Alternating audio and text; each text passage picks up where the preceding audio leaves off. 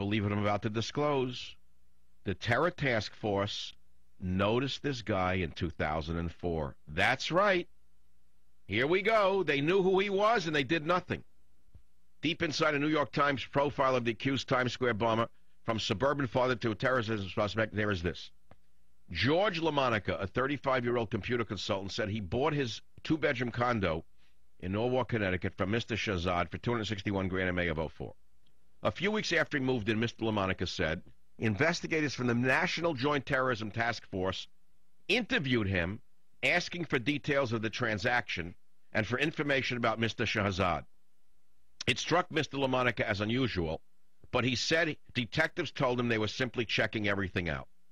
So, the article goes on by Byron York. It says, in recent terrorism cases, the Fort Hood shooting and the attempted Christmas Day bombing, we learned that authorities knew about the perpetrators before the attacks took place.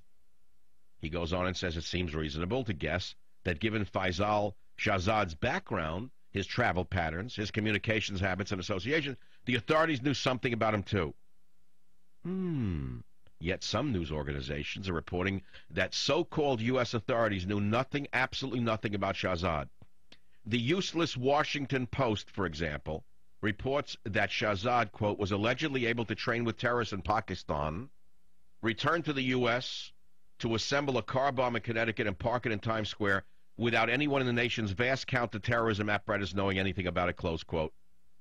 I am starting to believe he may have been a double agent. I am starting to believe that he may have been working for the United States government in some way or something to explain why once again the government let this guy get this far.